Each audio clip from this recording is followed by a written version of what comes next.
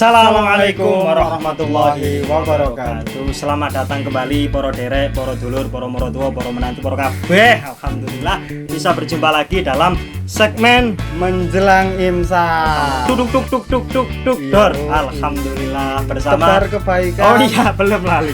Tebar kebaikan Ramadan bersama Gazalir Boyo. Insyaallah sehat semua. Nggih sehat, mboten sehat, mboten alhamdulillah. Alhamdulillah nggih sehat sedaya nggih. Alhamdulillah. Kini dengan host yang lebih Masya Allah maco. Enggak ya, lebih tukeran lagi. Oh tukeran lagi. Loh, Riksa nanti. Riksa ada halangan.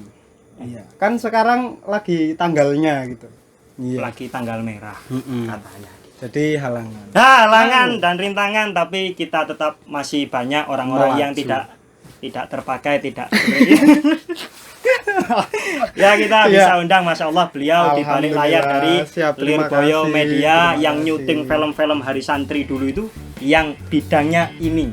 Aduh, jadi nggak enak saya jadi yang megang kamera besar seperti helikopter dulu yang megang orang. Nggak enak tuh. Terus yang kalah film Santri kemarin dia juga kamera. Filmnya kalah kemarin. Tak jelas. Dia itu tidak berpengalaman. Jadi gini tuh. Ngomongin masalah perkameraan, perfilman, saya jadi agak teringat. Saya itu kan kalau di ranah kita, di lingkungan kita itu udah dibilang, ini nih kameramen profesional gitu. Kalau di pondok di ranah kita koyok ngono padahal setahun sekali megang kamera profesional. Kan konyol ya. Ini saya tuh pengen sebenarnya itu juga skill upgrade gitu tuh. Skill upgrade yang pengen berkembang juga, pengen nggak di sini-sini aja. Nggak mandek ya. Terus kalau circle-nya gini-gini aja kan. Circle yang buat nyirkel besi 16 itu. Ya, permutaran. Iya. Ya. Kan saya jadi kata dalam tempurung gitu. Kata dalam mangkok tempurung. Merasa paling hebat, merasa paling sangar, padahal dengan keterbatasan fisik yang cacat seperti itu. Iya. Wes ngomong-ngomong film Kang Fikar ya. Jenengan kan sudah yang memenangkan film Hari Santri. Bukan saya. Bukan sampai. Dan masih banyak karya-karya jenengan seperti desainer jenengan yang ditunggu masyarakat umum. Intinya sampean itu masih nihil dalam masalah perfilman. Masih kosong. Kalau begitu bagaimana? Kita jajal undang orang yang sangat perfecto, coklatos, yang dalam teman kita nih. Dalam artian tanda kutip loh. Iya, teman kita. Insyaallah kita. Boleh bagus itu. Iya. Beliau itu adalah seorang yang sangat mahir dan alim dalam dunia perfilman. Oh, dunia perfilman. Saya kemarin lihat film karya-karyanya beliau. Artisnya itu ada Abimana, ada Acha Septiasa, ada Dewi Sandra. Masya Allah hebat. Judulnya filmnya itu ada seperti yang dikarang oleh Terelie. Jadi novelnya Terelie diadaptasi menjadi film. Judulnya adalah Rembulan Tenggelam di Wajahmu. Hebat sekali. Seperti ini gambaran film. Ketok kan? Iya. Saya enggak kelihatan. Iya. Terus ada lagi yang film sedikit nyentil ada actionnya, yaitu Haji Backpacker. Oh, iya. Sempat viral di masanya. Lah, 2014 itu yang jalan-jalan ke Vietnam, Hanoi, ke Bangkok, kemana-mana. Pernah. Menceritakan jadi keren. Iya dong. Oh, berarti ada di Falcon Studio. Itu apa itu? Studio maksudnya warung makan. Maksudnya namanya studio filmnya loh. Film terus. Terus yang mana aja itu? Max Pictures itu. Max Pictures itu. Sama yang satunya itu Supervision Star Vision. Ya itu Star Vision. Keren. Udah nggak pakai lama. Ada yang 99 nama cinta. Masya Allah, itu artisnya Acha Septiasa. Yang manis guil-guil. Udah nggak pakai lama. Iya. Makin nggak sabar.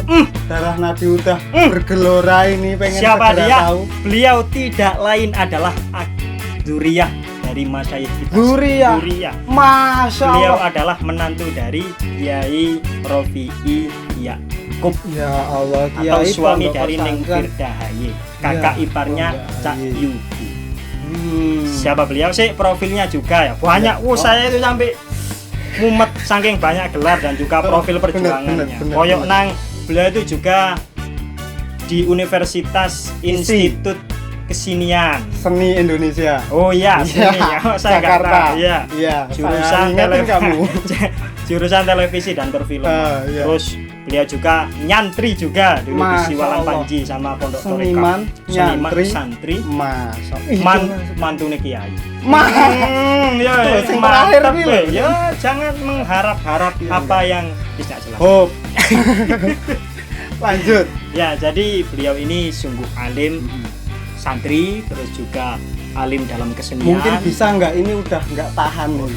Langsung saja. Nggak tahan Besti, nggak tahan menggigil. Beliau kita panggil saja Agus Daniel Rifki yang sekarang ada di Jakarta. Assalamualaikum Agus Daniel Rifki. Waalaikumsalam warahmatullah. Alhamdulillah.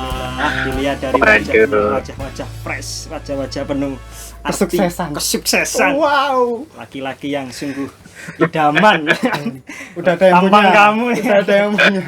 Oh. Tampang jenengan kan tampang Priyo. Gimana kabar Guru Boyo? Alhamdulillah sehat, Boyo baik-baik Gus. saja. Tadi diguyur hujan Gus, alhamdulillah. Tapi hati saya diguyur rasa sedih. Ini banyak proyek sepertinya Gus ya. Project apa project? Iya, ini lagi mempersiapkan beberapa film nanti. Oh, kalau boleh tahu apa Gus Ada kira-kira? spill-spillnya dikit-dikit. Nanti apa? Nah, kalau kita belum boleh membocorkan filmnya sebenarnya. Sayang kita keliru tanya. Kita memang enggak tahu film. Nggak pinter mancing kamu. Oke. Nanti kalau udah press conference ya kita kabarkan beritanya. Alhamdulillah. Nggih dinanti Gus. Saya itu ngefan film Haji Backpacker itu Gus. Berkali 99 nama cinta itu juga. Ya Gus, alhamdulillah Gus nggih bisa bertatap muka, bisa alhamdulillah sambang-sambang para zuriyah. Kita mau obrol-obrol, bincang-bincang kalem sedikit Gus nggih tentang dunia perfilman yang mau kita bahas pada malam ini. Intinya ngobrol santai aja ya. Iya, santai aja Gus. Wah, kita ini tapi tetap tegang ini. Dari kemarin nggak ada yang punya lisensi sebanyak ini Gus. Ini persyaratannya ketat sekali. Masya Allah. Jadi ngobrol-ngobrol film Gus ya. Kita kan kepo masalah film. Jadi ini ada kameramen mau mengulik-ngulik film. Kameramen amatur. Jadi temanya itu potensi santri di bidang industri kreatif. Ya, jadi kita sebagai santri-santri ini apakah seperti jenengan nanti bisa atau tidak kan seperti itu. Ya. Nah kita langsung kayak judul ini ya. Gimana guys? Udah kayak judul skripsi F1 ya. Iya Gus, ini film nyaingin film Haji Backpacker Gus, insya Allah. Namanya Umroh Backpacker. Versi LED ini. Langsung saja Gus G. Ya. Untuk bincang-bincang renyah pertama. Pertanyaan pertama mohon diulas Gus G. Yaitu jenengan ini kan santri Gus G. Santri tapi yang kebetulan jadi sutradara atau gimana? Jadi santri yang kebetulan jadi sutradara atau memang sutradara yang nyantri? Lah, apa memang cita-cita dulu jadi sutradara atau dulunya sutradara cita-cita jadi santri? Ya intinya itu Gus. Jadi dari dua hal besar ini, menurut kita kan ini dua hal besar. Sebenarnya mana yang dulu? Apakah Anda itu nyantri dulu baru jadi sutradara? Apakah keinginan jadi sutradara memang tertanam dari dulu? Intinya jenengan santri kok bisa-bisanya jadi sutradara. Nah, itu seperti itu. Iya. Monggo. Apa ya? Saya itu santri yang suka nonton film dulu. Berawal dari hobi sebenarnya. Sama. Jadi kalau di zaman saya itu malah profesi film itu belum sepopuler sekarang gitu. Wah ini jadi ngomongin tahun nih, ketahuan tua nih. Kalau film, saya kan anak tahun 90-an ya. Jadi ketika tahun 90-an itu film Indonesia itu lagi mati suri, film Indonesia itu. Hampir nggak ada produksi tahun 90-an. Baru bangkit film Indonesia itu tahun 2000-an. 2000 ke atas baru bangkit gitu. Nah, jadi sebagai anak kecil di tahun 90-an ya kita nonton film-film Hollywood dan lain-lain gitu. Tapi nggak pernah ada kebayang bahwa ada profesi namanya sutradara, penulis skenario, kameramen. Itu kita masih nggak paham. Kalaupun dengar ada profesi itu, kita nggak tahu kerjanya apa. Gitu. Ya, dan kemudian saya sempat nyasar dulu, nggak langsung menjadi sutradara karena ada pencarian jati diri. Nggak familiar dengan profesi. Berarti Gus ya? Jadi sempat kuliah dulu di... Bukan tujuan awal jadi sutradara itu. Katakanlah bukan tujuan awal. Berarti dulu pas di SD ditanya cita-citanya apa gitu belum bisa jawab. Gitu.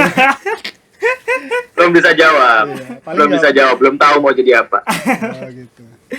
Terus perjalanan kuliahnya, terus kemudian masuk universitas. Dan mohon maaf kalau isi itu kan katakanlah agak miring dari santri kan ya Gus ya. Jadi kita di tempat santri itu kan tempatnya orang-orang yang kenceng-kenceng, lurus-lurus. Dan kalau diisi itu kan kayak beda jauh ya Gus ya. Kita koreksi, bukan isi tapi IKJ. Institut Kesenian Jakarta. Iya, maaf. Sotoy. Saudaranya isi. Kalau isi itu di Jogja, kalau isi. Jadi kalau di Jakarta namanya IKJ. Ya betul gitu. Namanya Isin, guys, malu. Isin. Ya, itu perjuangan awal ke universitas, dari mana, dari nolnya gimana, mungkin bisa diterangkan, Gus? Iya, dulu jadi awal pilih kampus buat kuliah itu ke HI, Hubungan Internasional, di Bandung, di Unpad. Kemudian pindah ke Sekolah Tinggi Ilmu Statistik Jakarta, baru kemudian menemukan IKJ gitu. Jadi karena saking nggak populernya profesi sutradara dulu di circle kita ya, circle pesantren segala macam, itu bukan sebuah profesi yang populer. Jadi awal-awalnya saya mencari profesi yang aman aja gitu, pegawai negeri gitu. Realistis dulu ya. Realistis, nggak idealis. Iya. Tapi ya itu bukan tempat saya gitu, nggak nyaman di sana. Dan akhirnya suatu hari karena suka film, nonton film segala macam, saya ikut sebuah diskusi film di Jakarta waktu itu. Dan ketemulah dengan seorang sutradara namanya Mas Riri Riza, yang sekarang yang nantinya akhirnya jadi dosen saya di kampus itu. Saya tanya, Mas Riri, saya pengen jadi seperti Mas Riri, gimana ya? Oh, kalau saya jalurnya sekolah. Ada juga yang nggak sekolah, bisa otodidak, tapi kalau saya jalurnya sekolah. Akhirnya saya cari sekolahnya dan ketemulah sekolah film di IKJ gitu. Ya udah, boyong pindahan ke kampus IKJ, dan akhirnya menemukan dunianya yang cocok sama hatinya gitu di film. Ketemu yang passionate ya. Filmnya berarti passion, itu bahasa sekarangnya passion namanya. Berarti ada kayak masa transisinya juga berarti jenengan Gus ya? Pencarian jati diri sebenarnya. Sebelum itu saya tuh suka menggambar ya, komik segala macam. Sempat terbit satu komik kompilasi dulu, tapi nggak laku ya, nggak ada yang beli. Kemahalan lah. Nggak laku, ini bisa nggak nih hidup dari komik ini gitu? Sepertinya nggak bisa hidup dari komik. Akhirnya menemukan industri film itulah yang secara passion itu lebih memuaskan, dan secara finansial juga mengagumkan. Ya memang bener, kalau nurutin komik sekarang di Indonesia itu lebih ke Jepang sih Gus ya. Iya, ke anime. Dominasi mereka. Akhirnya mending yang realistis saja. Realistis film. Iya bener. Jadi sekarang sudah nyaman dengan dunia perfilman Gus ya. Alhamdulillah berarti. Iya. Iya, jadi awalnya dulu mungkin karena sebagai pecinta film ya. Dulu itu ketika kalau nonton film itu kan, jadi gini, setelah belajar baru tahu bahwa tujuan film itu ada dua hal sasarannya, yaitu kepala penonton dan hati penonton. Jadi yang disentuh itu dua, intelektualnya, pemikirannya, dan perasaannya. Benar banget. Ya, insyaallah. Ini loh. Itu yang dulu ketika saya masih kecil atau apa, ketika nonton itu semua perasaan dihajar oleh film kan, sedih, ketawa, takut, segala macam perasaan. Dan pikiran juga, jadi merasa hebat setelah nonton film superhero misalkan, atau merasa merasa apa ya, termotivasi oleh sesuatu gitu. Kayak film-film agen rahasia gitu kan. Film hacker itu ya. Iya. Bobol warung. Kemudian setelah berkecimpung guys ya dalam perjuangan mencari jati diri itu, yang dirasakan lika-likunya Gus ya. Jadi sebagai santri, lika-likunya dalam dunia perfilman itu apa? Pastinya kan dari yang tadinya itu santri gitu berpindah dunia, katakanlah seperti itu. Masa transisi ini Anda seperti apa? Mengalami banyak hal, bagaimana mungkin yang dirasa Gus? Ya, saya sempat mengalami culture shock sebenarnya. Culture shock, gegar budaya gitu ya. Jelas, dari budaya santri Sidoarjo gitu ya, tiba-tiba ke Jakarta, kemudian Jakarta dan Sidoarjo saja sudah berbeda gitu. Ini apalagi dunia film itu untuk ukuran manusia normal di Jakarta yang normal saja itu orang film itu udah aneh. Jadi kita yang santri tiba-tiba ketemu orang-orang yang ateis ya, nggak selalu ateis. Ada yang nggak percaya Tuhan, ada yang percaya Tuhan tapi nggak percaya agama. Apa tuh istilahnya ya? Agnostik. Iya, agnostik. Gitu. Itu banyak sekali di kampus gitu, dengan semua bentuk gaya hidupnya gitu.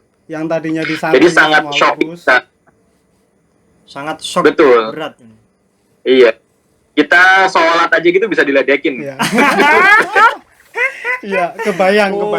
Bebas sekali. Berarti Anda berjuang keras untuk mempertahankan jiwa santri Anda. Itu guys ya. Iya. Iya, akhirnya sempat terkucilkan dari pergaulan ya, karena kita jadi minoritas. Iya, jelas. Minoritas, kemudian agak susah bergaul pada awalnya gitu. Karena perbedaan culture tadi. Tapi akhirnya di tengah perjalanan untungnya saya cukup berprestasi di kampus gitu. Film-film. Jadi setiap semester kalau di kampus IKJ itu kita harus bikin film pendek sebagai tugas semester untuk naik kelas gitu. Nah, film-film pendek saya sering menang festival dulu. Oh iya. Gitu. Jadi dipertimbangkan lagi. Jadi ini. Dipertimbangkan. Ya, jadi antara kita ikut gaya hidup mereka sehingga mereka respect, ataukah kita punya prestasi sehingga mereka respect, antara dua. Nah, kalau gaya hidup udah pasti nggak bisa ngikut gitu ya. Benar. Ada alarm dalam hati yang ini bukan dunia saya, ini bisa gitu. Berarti itu yang pelajaran banget itu, kalau kita mendapatkan respect dari suatu golongan tidak harus kita meniru gaya hidup mereka seperti itu ya Gus ya. Betul. Nggak harus membuang jati diri. Berarti bisa malah memunculkan jiwa santrinya di tengah-tengah arus ombak. Berarti nggak sadar udah dakwah dong. Santri itu keren gitu kan. Berarti secara nggak sadar udah dicontoh sama yang lain. Iya. Terus ngomong-ngomong proyek filmnya Gus ya. Tentang pastikan ada filosofinya lah kalau film Gus ya. Di dalamnya ada ini yang jenengan lebih paham, ada muatan. Lah kemudian sebagai santri Gus ya, bagaimana dengan implementasi dakwah Islam atau dakwah santri yang jenengan terapkan dalam berbagai film jenengan? Mungkin ada sisipan-sisipan agamis, bagaimana jenengan menerapkannya? Apa dalam bentuk yang bagaimana? Oke, ada dua hal itu. Saya mau sampaikan dua hal. Pertama, ketika di komunitas IKJ tadi yang sangat kontra dengan kultur santri itu, saya melihat bahwa mereka itu sangat iritasi pada agama gitu ya. Jadi kayak merasa dikuliahi, merasa dinasehati, merasa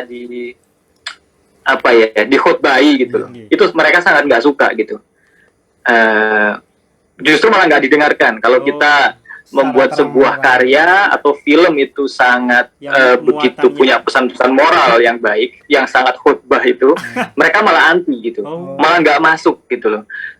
Saya melihat itu. Akhirnya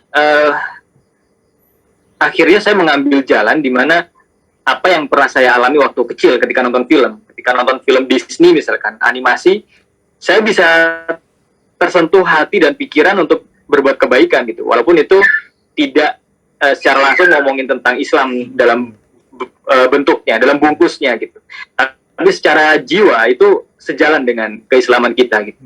Nah, saya menemukan bahwa cara itu lebih efektif untuk berdakwah dibandingkan yang harus pakai bentuk Islam dalam wujud formalnya gitu. Walaupun tentu ada film saya yang punya bentuk itu seperti 99 Nama Cinta misalkan. Tapi dalam bentuk-bentuk lain saya coba untuk ambil sisi spiritualnya seperti Haji Backpacker misalkan, yang universal nilainya, yang walaupun dia bukan Islam, agama apapun bisa menikmati itu dan tergerak secara perasaan atau secara spiritual gitu. Itu yang saya lihat.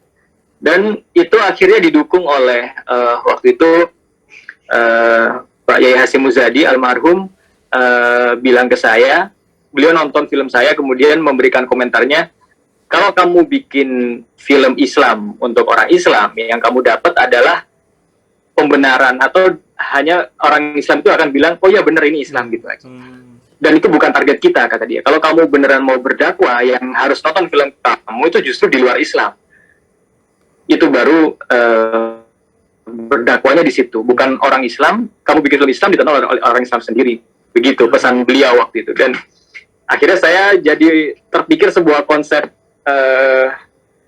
gerakan film baru gitu ya, yang universal, yang mungkin yang lebih universal gitu, yang kalau misalkan kita berhadapan dengan orang-orang seperti teman-teman saya dulu di kampus itu yang malah tidak nyaman ketika dikhotbahi, itu malah bisa menerima gitu. Itu yang saya perjuangkan dalam film-film saya. Berarti dalam film-film itu kita lebih ke membawa ruhnya Islam ketimbang dalam bentuknya Islam itu sendiri. Tersisip ada dakwah di situ. Dan juga kita nggak perlu nyari konfirmasi kan gitu kan ya, nggak perlu nyari pembenaran dari golongan kita sendiri. Betul. Iya itu. Nah, yang kedua adalah jadi gini, film itu ketika dibuat dengan jujur, dia adalah representasi dari diri pembuatnya gitu. Saya pernah, film pertama saya sebenarnya tidak ingin menjadi film Islami gitu. Mau nggak mau, sedikit banyak itu terrepresentasi dalam filmnya gitu. Gitu. Jadi film pertama saya tadinya film romance biasa aja, yang judulnya Latazan itu. Tapi karena pengalaman sebagai santri tadi, mau nggak mau filmnya jadi ada nuansa itu gitu, secara otomatis. Bukan kita ingin menyelipkan kesantrian atau apapun, tapi ketika kita membuat film secara jujur itu, mau nggak mau kesantrian itu akhirnya muncul dalam filmnya. Subhanallah. Berarti kan entah bagaimanapun bentuk perfilmannya, sebenarnya jati diri pembuat film itu tetap ada, tertuang berarti Gus ya. Tetap santai. Betul, itu otomatis gitu. Berarti dengan kalau seperti itu, sebenarnya santri pun bisa berdakwah melalui perfilman. Jadi sah-sah saja mungkin Gus ya. Jadi santri itu menjadi seorang di produksi film ini mungkin. Terjun ke dunia perfilman seperti itu sah-sah saja ya, untuk melancarkan misi dakwah mereka katakanlah. Iya, dan film itu harus mulai dianggap sebagai medium yang efektif untuk berdakwah ya. Sebagaimana buku misalkan, kalau kita kan sudah banyak yang menyadari bahwa buku itu medium pemikiran dan argumentasi, sehingga tentu banyak guru-guru kita menulis buku gitu ya. Tapi sekarang film pun itu harus disadari sebagai sebuah medium gitu untuk berdakwah gitu. Sehingga kita bisa membuat cerita-cerita atau argumentasi tentang isu-isu sosial melalui film gitu. Nah, itu pertanyaan. Sekarang Gus ya. Jadi berarti bisa dong sah-sah saja para santri itu mengembangkan potensinya di balik dinding-dinding pesantren. Jadi kalau kita seperti ini banget.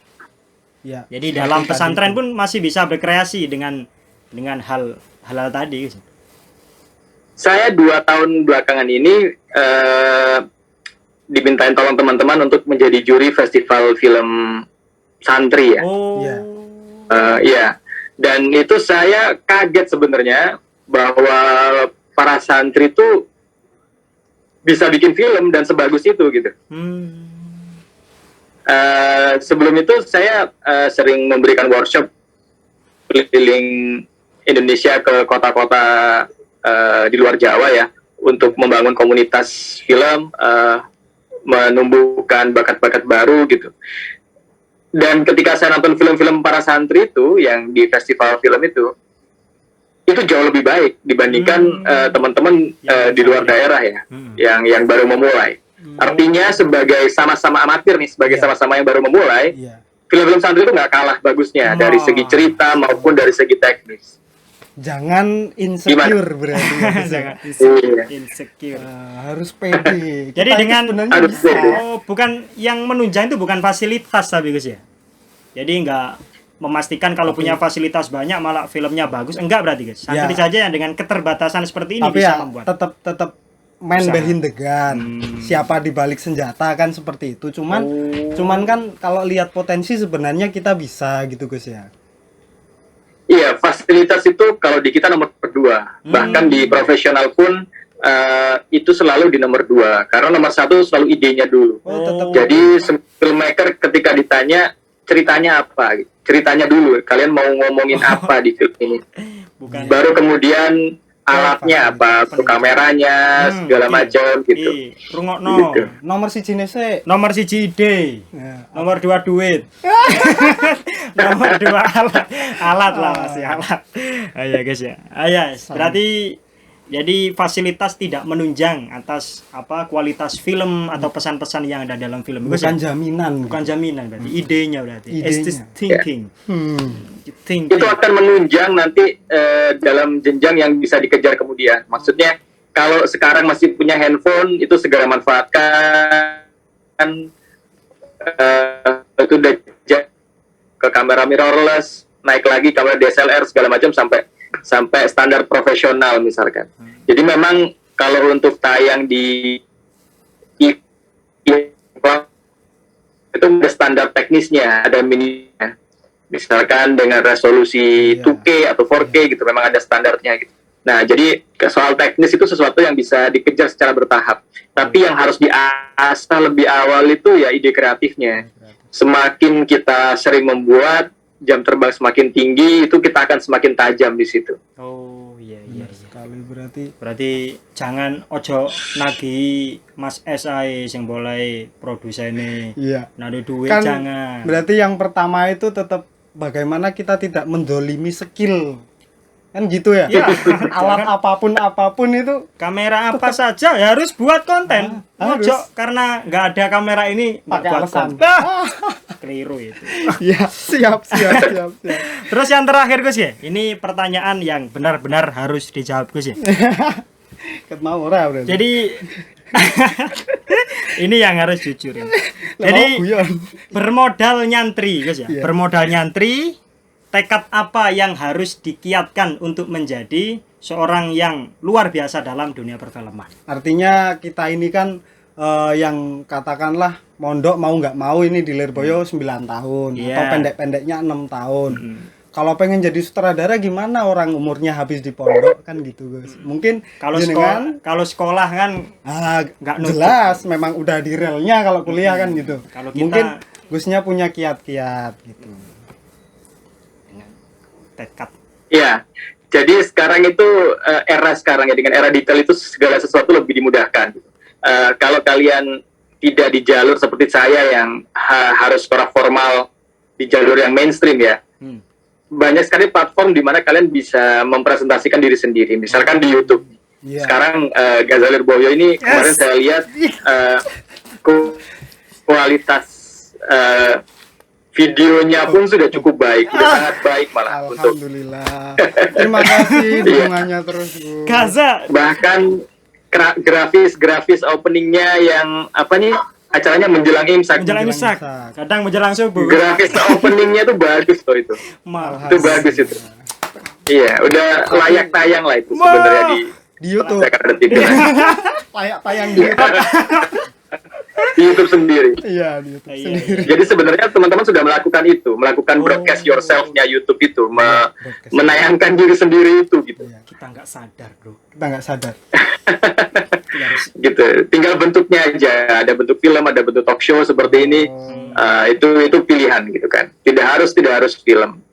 Talk show pun, TV show pun banyak sekali bentuknya. Konten-konten gitu. Berarti kembali ke prinsip sebelumnya, kita harus memaksimalkan skill sebaik mungkin, Gus ya. Dengan media apapun, dengan alat apapun, seperti itu ya. Iya betul, skill. Kemudian ya, tapi kalau misalkan memang mau ke film itu ada beberapa jalur. Kalau ke arah profesional ya, ke arah profesional itu sebenarnya Indonesia sendiri hari ini itu justru butuh banyak cerita. Kita butuh banyak SDM penulis, kita butuh banyak SDM misalkan sutradara yang fresh gitu, karena kita banyak OTT sekarang, streaming platform seperti Netflix, Disney Plus dan lain-lain yang bukan di bioskop gitu. Jadi itu butuh diisi oleh orang-orang kita. Oleh kita orang-orang kita. Bukan kita, orang-orang kita. Iya. Berarti kita juga harus memahami positioning juga berarti, Gus ya. Kalau memang sutradara jenis seperti ini sudah mainstream, kita harus nyari celah yang lain. Itu jangan dilupakan juga gitu, Gus ya. Betul. Kalau mau lebih teliti lagi, kita bikin namanya mapping. Mapping itu apa ya? Memetakan. Ada peta besar dunia perfilman Indonesia misalkan. Peta besar YouTube konten Indonesia misalkan. Dan teman-teman maunya di posisi mana gitu. Itu perlu kita bikin mapping secara karir atau pencapaian gitu. Ya benar-benar kita baca keadaan sekarang gimana, trennya apa, lalu kita bisa menentukan posisi kita mau di mana, seperti itu, Gus ya. Benar. Betul. Sempurna banget, Gus ya. Wis. Berarti paham. Film itu bukan dari fasilitas yang menunjang. Dari thinking, dari ide. Skill. Iya. Duit gampang. Nomor loro. Duit. Ya, yang penting itu ide. Yang penting ide. Kemudian fasilitas gampang. Dan juga jangan lupa kita itu harus memaksimalkan apapun. Apapun. Nggak ada yang lihat biar. Yang penting terus tayang. Yang penting ada sahurnya nanti. Tetap menjelang imsak. Gitu. Iya Gus. Ya Gus, terima kasih banyak Gus. Sangat inspiratif sekali kami, Masya Allah nanti biar kita perbaiki semua apa yang kita lakukan sekarang mungkin bisa niru kados jenengan nggih Gus. Pangestune pemawon. Pangestune pendungane nggih. Berarti ngono iku. Dan mungkin dari Gus sendiri ini ada pesan-pesan, kan kita sebenarnya nggak sadar itu banyak dari teman-teman itu yang sudah kecil-kecilan membuat konten-konten entah itu di YouTube, entah itu di IG, entah itu IG angkatan, IG daerah, IG pribadi. Nah, mungkin dari jenengan ada pesan-pesan agar akselerasi karya-karya mereka itu semakin meningkat, Gus. Iya, kalau perfilman Indonesia sendiri itu masih jarang sekali santri yang jadi filmmaker gitu ya. Saya sangat merindukan sebenarnya untuk melihat para santri perfilman, karena ada sikap hati, sikap pikiran dari para santri itu yang sangat khas, yang itu mungkin malah sedang dibutuhkan saat ini di perfilman Indonesia gitu. Jadi saya berharap teman-teman yang sekarang mulai berjuang dari film-film pendek segala macam, jangan berhenti, lanjutkan, karena film pendek itu sebuah latihan yang bagus untuk menajamkan sense filmmaking kita. Karena saya juga, semua teman-teman di sekolah film, kita semua memulai dari film pendek. Kalau nggak ada duit buat bikin film, kita nulis dulu ceritanya, diketik di handphone, diketik di laptop, ditulis di kertas, kita bikin dulu, kita bayangkan ceritanya. Begitu ada duit, ada budget, kita shoot. Kalau duitnya nggak cukup, kita nyicil kadang 2-3 hari syuting, nanti nunggu minggu depan syuting lagi. Bisa segerilya itu bikin film gitu. Intinya adalah menajamkan, sebagai kreator, menajamkan sensitivitas kita melihat sekitar dan bagaimana mendongengkan pada orang lain tentang pengalaman itu gitu. Semoga itu bisa mengawali dari proses perjalanan panjang menjadi pembuat film. Amin. kita akan menjadi nyaingi Star Vision mau Gaza Vision.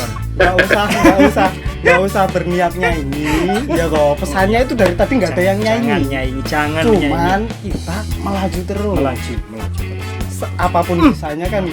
Iya. Terima kasih sekali. Terima kasih Gus, inspirasinya luar biasa sekali, Terima kasih kesempatannya untuk berbagi. Terima kasih Gus. Terima kasih. Dorong nang penonton. Jadi begitu ya teman-teman. Jadi kita ini aslinya yang harus berada di atas tentang dunia perfilman. Sebenarnya dunia perfilman itu membutuhkan kita. Kita ini loh, bukan sana kita ini. Bukan prejengannya ya. Orang-orang di balik kita dalam tanda kutip santri. Ya. Itu kita itu dibutuhkan, bukan prejengannya. Tapi apa yang khas dari kita, roh kita, skill kita, ide-ide cemerlang kita dibutuhkan di dunia perfilman. Benar sekali. Ya itulah hasil kita dengan bincang-bincang dengan seorang menantu Kiai Lirboyo, juga seorang sutradara kelas A, terus kemudian juga teman kita. Sudah dijelaskan di awal. Beliau sudah mengakui teman kita. Ya, terus ini keburu imsak. Takutnya kita nggak sahur, sudah mateng insya Allah. Saya Maftu dan saya juga Fikar. Ini orang-orang yang insya Allah closing. Terima kasih sudah menonton. Tolong dicek lagi yang belum ditonton, silakan ditonton lagi. Yang kemarin dilalar lagi. Ya, jangan di skip. Nggak sukses nanti. Ya terima kasih. Dadah. Wassalamualaikum warahmatullahi wabarakatuh. Salam olahraga. Salam perfilman. Tetap tonton menjelang imsak. Terbit tayang setiap kali ingin tayang. Nah nggak tayang berarti ada kendala dan berarti nggak niat tayang. Terima kasih. Dadah. Tebar kebaikan bersama Gaza Lirboyo. Wes kaset.